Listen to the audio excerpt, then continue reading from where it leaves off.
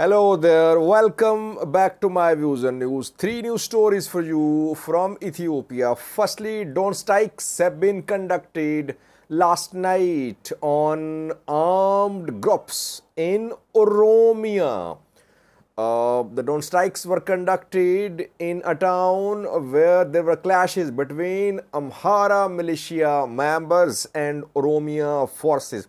Details for you in this video. Secondly, the Ethiopian military frustrated with public response regarding military's efforts to involve public in support of its operation against Fano fighters in the Amhara region.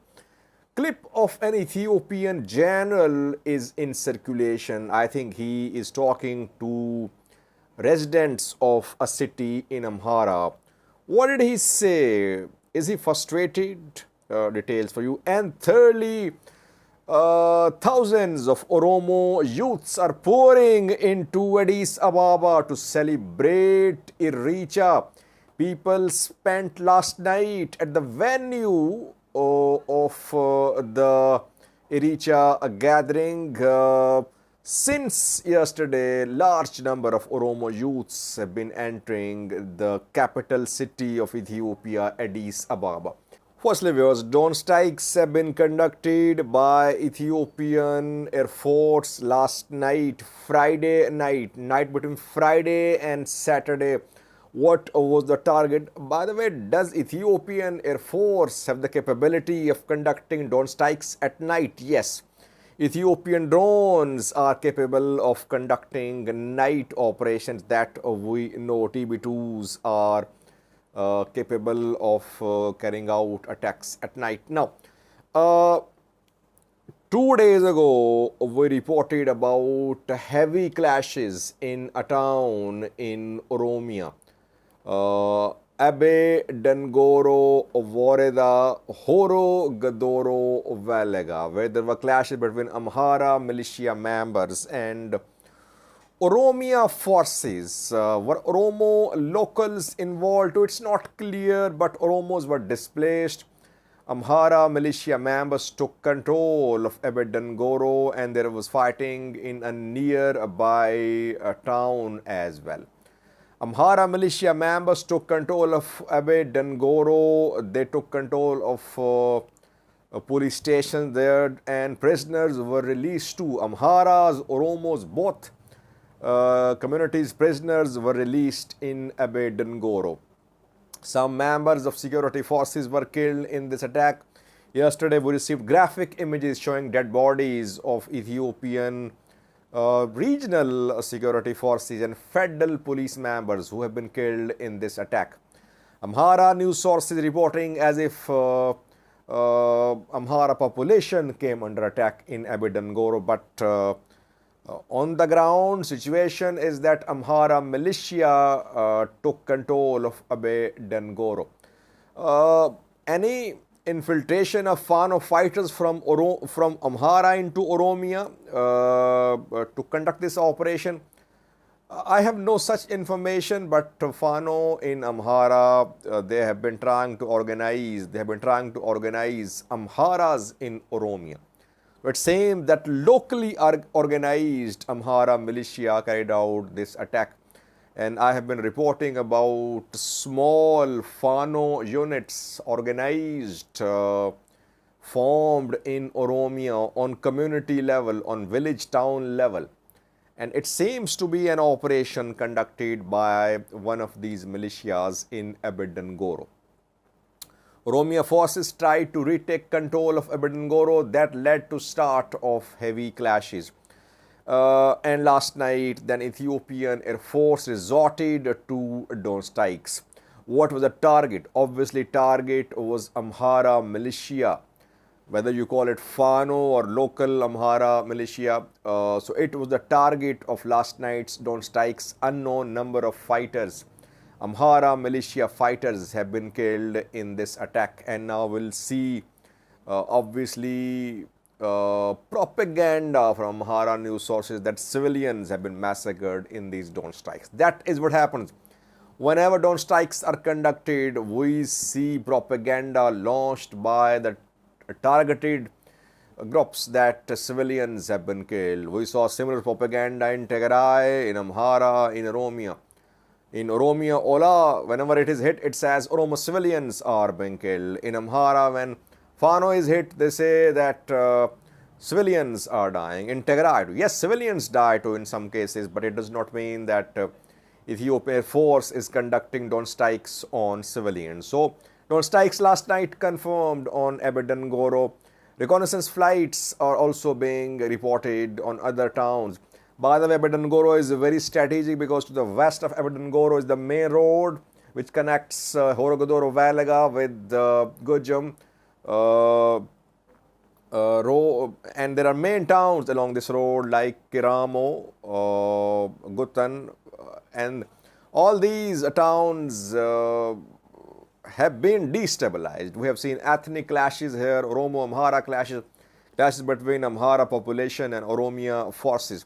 Then to the east of Abedangoro is another road, a key road which connects Amoro with Addis Ababa to Nakamte road.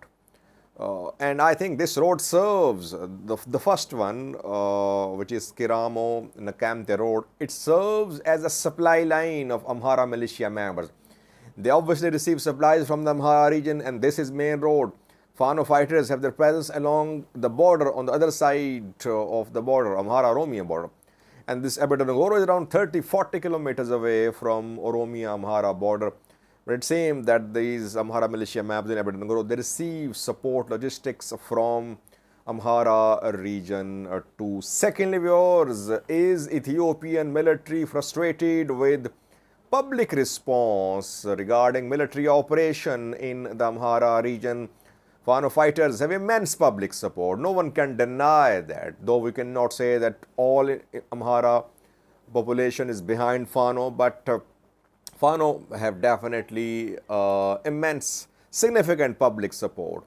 A general of Ethiopian military has been seen talking to people in a city in Amhara region. What he said indicates that maybe Ethiopian military wants more public support. It is requesting public to support the military. Take a listen to what the general said, then we'll try to analyze what he said. His name is Birhano Bakale, Lieutenant General, I think, and he is head of Northwest Command of the Ethiopian National Defense Force based in the Amhara region. Watch the clip.